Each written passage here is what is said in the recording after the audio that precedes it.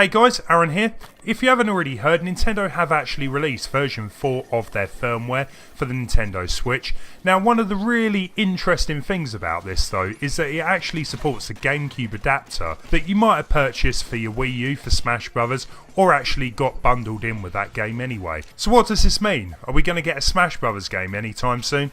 Yeah, probably not, but it's really good to know that we can actually use Gamecube pads now for some of the Switch games, especially the ones that maybe have multiplayer and you don't really want to go out and buy a Pro controller. So what I thought I'd do is actually go through my collection of Switch games and also some of the demos I've actually downloaded and kind of see how the Gamecube pad actually operates.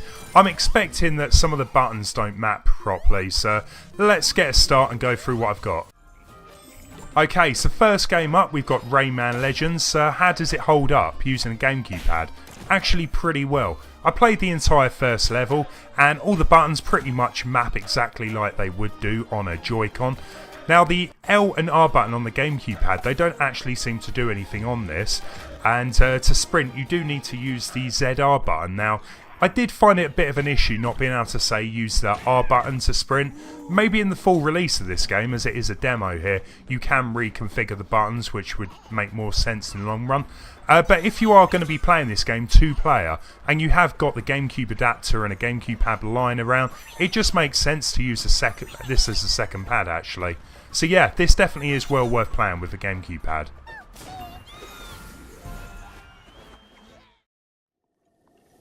Next up, we've got Legend of Zelda Breath of the Wild.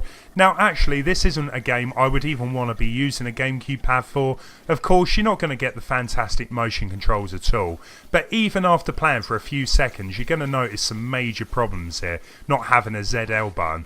What does this mean? Obviously you're not going to be able to use your shield, you're not going to be able to target onto enemies. Yeah, I wouldn't even bother trying it with this game. Just stick with your Joy-Cons or a Pro controller if you've got it.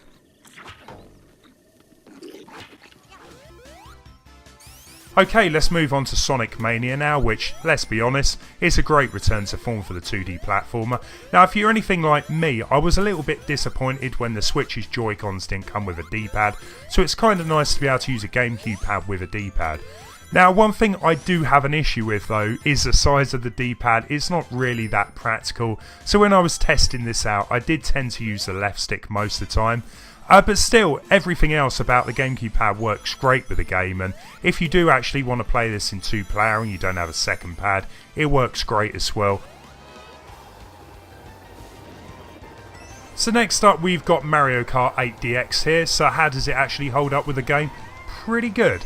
I played a few races, I've had no issues at all. The only small issue is that of course the Gamecube pad doesn't have the ZL button. But the ZR button does everything that button does anyway, so that's pretty much performing your boosts, little tricks like that. Every other button seemed to work perfectly fine, and if anything, I think I'd prefer to use a Gamecube pad over my Joy-Cons in the future. Well, unless I get a Pro controller. The D-pad, again, I find it still a little bit too small for the game, so I still stick with the L-stick. But again, in multiplayer, you know, extra pads kicking around, it's always a bonus, well worth using it with. Okay, so let's move on to Splatoon 2 now. Like Legend of Zelda Breath of the Wild, the Gamecube pad doesn't have motion controls, so instantly I don't really want to use a Gamecube pad because of this. I know some people can get along by using twin stick controls, not me. I prefer to stick with motion controls here. But in any case, you're still not really going to want to use the pad for the game, mainly because you don't have the ZL button. What does this mean? You're not going to be able to turn into a squid, so what is the point, honestly? You're not even going to be able to reconfigure the controls. I would recommend don't even attempt to use this game with a Gamecube pad.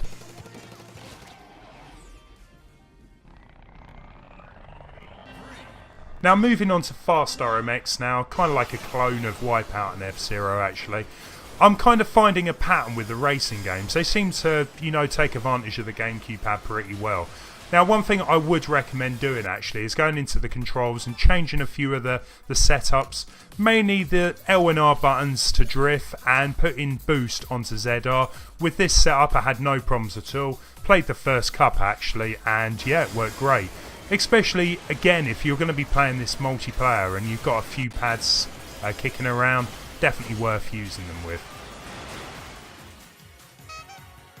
And finally we've got Puyo Tetris here. Now I am a bit of a fan of puzzle games like this, and not having a proper D-pad actually, sometimes it isn't quite as accurate with where you're placing your item blocks.